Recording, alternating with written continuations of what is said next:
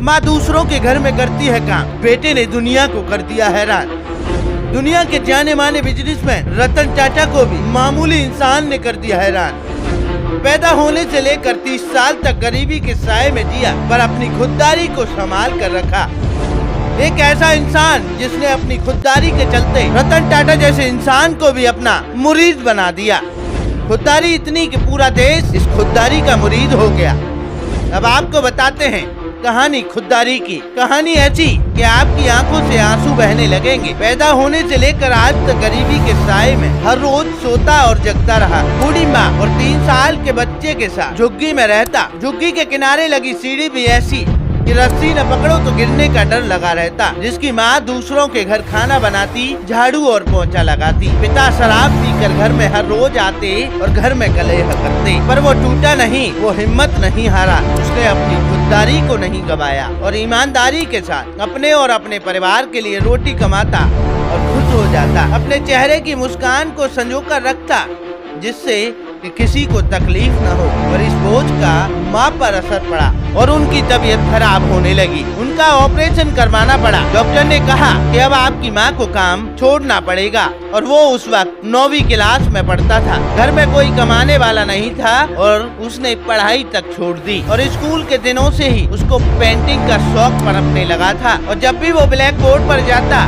चौक से स्केचिंग करने लगता। क्लास बंक कर पेंटिंग का एग्जीबिशन देखने चला जाता। एक बार जब वो मुंबई के जहांगीर आर्ट गैलरी में मशहूर आर्टिस्ट MKF हुसैन की पेंटिंग को देखने गया तो एग्जीबिशन के बाद उसको पेंटिंग की लत लग गई।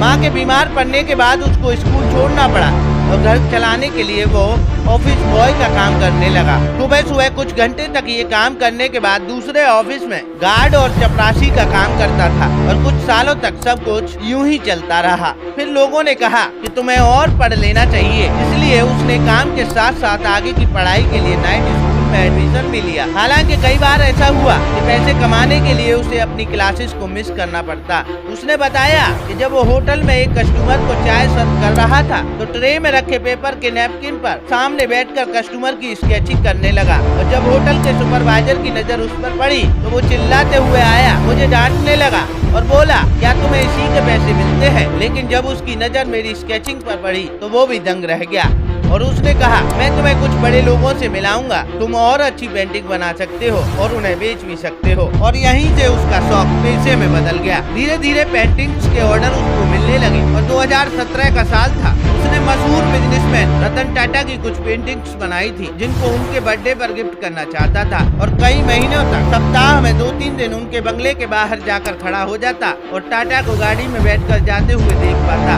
और डायरेक्ट मिलने का कोई जरिया नहीं था और वो एक जानने वाले टाटा के बंगले पर जाया करते थे तो वो उनसे कहता कि मुझे टाटा जी से मिलवा दीजिए। तो दूसरी बार 2018 में उनके बर्थडे पर जाना हुआ और इस बार उनकी पेंटिंग जो बनाई थी उस पेंटिंग के बारे में जब उन्होंने पूछा तो उसने बड़े ही सादगी के साथ जवाब दिया। उसने कहा कि सर, जितनी बड़ी ये पेंटिंग है उससे थोड़ा सा बड़ा मेरा घर है, इसे रखने में काफी दिक्कत होती है, इसलिए ज्यादा पेंटिंग नहीं बना पाता हूँ। रतन टाटा को जब बात ये पता चली कि वो एक छोटे से कमरे में रहता है तो उन्होंने एक बंद लिफाफा उसको ऑफर किया। उसमें एक चेक था और उसको पता नहीं था कि उसमें कितने पैसों का चेक था। रतन टाटा ने उनसे कहा कि ये लीजिए और इससे अपने लिए एक घर खरीद लेना जिससे आप ज्यादा पेंटिंग बना पाओगे। लेकिन उसकी खुददारी तो देखिए कि उसने वो चेक लेने से ही मना कर दिया। उसने बड़ी ही सादगी के साथ बोला कि अगर आप कुछ देना ही चाहते हैं तो रोजी रोटी की जरूरत है, एक काम दे दीजिए जिससे मेरा घर चल सके और मैं अपना अच्छे से अपना गुजर बसर कर सकूं।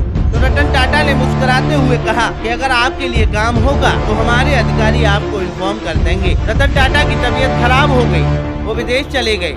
जब वापस लौटे तो वो फिर उनसे मिलने गया और इस साल सितंबर और अक्टूबर में उन्होंने होटल ताज में उसकी पेंटिंग्स की एग्जीबिशन ऑर्गेनाइज करवाई। 2 महीने में उसने 21 पेंटिंग बनाई, इसे होटल ताज में डिस्प्ले किया गया, लेकिन एक भी पेंटिंग्स नहीं बिकी।